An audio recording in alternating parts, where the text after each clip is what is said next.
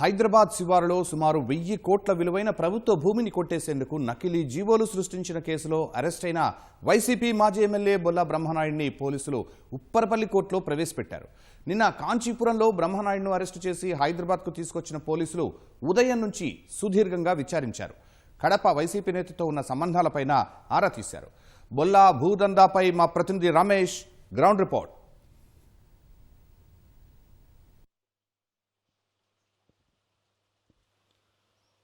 గండిపేట శివారు ప్రాంతానికి సంబంధించి కూడా ప్రభుత్వ భూమిని కాజేసేందుకు బొల్ల బ్రహ్మనాయుడుతో పాటు అతని సోదరుడు బొల్ల రమేష్తో పాటు మరికొంతమంది కూడా ఫేక్ జీవోలు సృష్టించి దాదాపు 1000 కోట్ల రూపాయలకు సంబంధించిన ప్రభుత్వ భూమిని కాజేసేందుకు కూడా ప్రయత్నించడం జరిగింది. అయితే గండిపేట తహసీల్దార్ ఇచ్చిన ఫిర్యాదుతో కూడా ఈ కేసుని నమోదు చేసుకున్న నార్సింగ్ పోలీసులు తాజాగా బొల్లె బ్రహ్మనాయుడిని అయితే పోలీసులు అయితే కాంచీపురంలో అరెస్ట్ చేసి అక్కడ నుంచి ట్రాన్స్పోర్ట్ వారితో కూడా ఇక్కడికి హైదరాబాద్కి అయితే తరలించడం జరిగింది. ఈరోజు ఉదయం అతన్ని పూర్తి స్థాయిలో విచారించిన తర్వాత దానికి సంబంధించిన భూముల వ్యవహారం పైన కూడా కొంతవరకు సమాచారం అయితే పోలీసులు అయితే రాబట్టడం జరిగింది. ఇదే కేసులో ఇప్పటికే పలువురిని అరెస్ట్ చేయడం జరిగింది. వాళ్ళు కూడా రిమాండ్కి అయితే తరలించడం జరిగింది. కానీ ప్రభుత్వ భూమికి సంబంధించి కూడా దాదాపు 5 నకిలీ జీవోలతో పాటు నకిలీ కొన్ని సంబంధించిన పత్రాలను కూడా సృష్టించారని చెప్పి కూడా అధికారులు ప్రాథమికంగా గుర్తించడం జరిగింది. ప్రస్తుతం దర్యాప్తులో భాగంగానే అతన్ని అరెస్ట్ చేసి కొద్దిసేపటి కింద అయితే ఉప్పర్పల్లి కోర్టులో హాజరుపరచడం జరిగింది. కోర్టులో ప్రస్తుతం వాదోపవాదాలు జరుగుతున్నాయి. దానికి సంబంధించి మరి కాసేపట్లో కూడా కోర్టు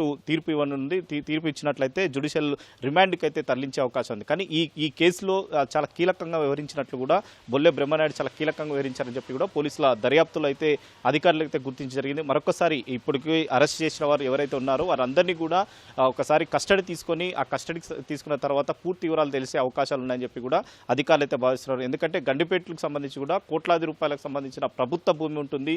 దీంట్లో నకిలీ జీవోలను ఏ విధంగా సృష్టించడం జరిగింది, దాంట్లో జీవోలకు సంబంధించి కూడా దీంట్లో ప్రధానంగా దాంట్లో కర్మకర్తకి ఎవరున్నారన్న ఒక స్పష్టంగా అధికారులు కూడా రాబట్టే అవకాశం ఉంది. ఎందుకంటే ఇప్పటికే కొంతమంది దాంట్లో లావాదేవీలకు సంబంధించి కూడా కోట్ల రూపాయలకు జరిగిందని చెప్పి కూడా అధికారులు ప్రాథమిక దర్యాప్తులో వెలుగులోకి వచ్చింది. కాబట్టి ఈరోజు అతని స్టేట్మెంట్ రికార్డ్ చేసి దాంట్లో కొన్ని కీలకమైన విషయాలు అయితే పోలీసు అధికారులు అయితే రాబట్టడం జరిగింది. కానీ ఈ వ్యవహారంలో వెనుక ఇంకా ఎవరన్నా ఉండొచ్చు అని చెప్పి అనుమానం అయితే పోలీసుల్లో ఉన్నప్పటికీ దాంట్లో జీవోలకు సంబంధించి కేవలం ఆ సర్వే నెంబర్ 18లో ప్రకారం దాదాపు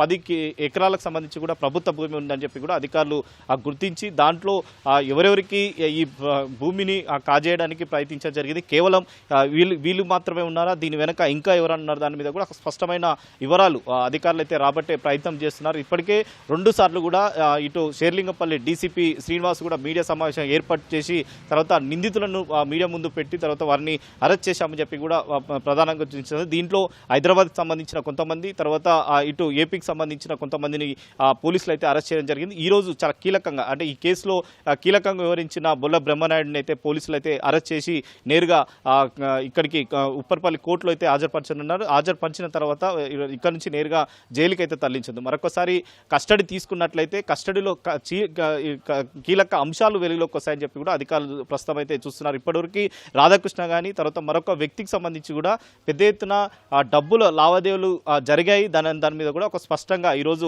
వారి యొక్క స్టేట్మెంట్ అయితే రికార్డ్ చేసినట్టు తెలిసింది. ఆ స్టేట్మెంట్లో మరి ఏ విధంగా వాళ్ళు ఇవ్వడం జరిగింది, ఆ స్టేట్మెంట్కి సంబంధించి కూడా కోర్టులో అధికారులు దాన్ని ప్రవేశపెట్టున్నారు. తర్వాత ఆ కోర్టుకు సంబంధించి కూడా మరి కాసేపట్లో కూడా అతనికి అయితే రిమాండ్కు ఇచ్చే అవకాశం ఉంది. ఇచ్చిన తర్వాత నేరుగా జైలుకి అయితే తరలించే అవకాశాలు అయితే ఉన్నాయి. Vote studio.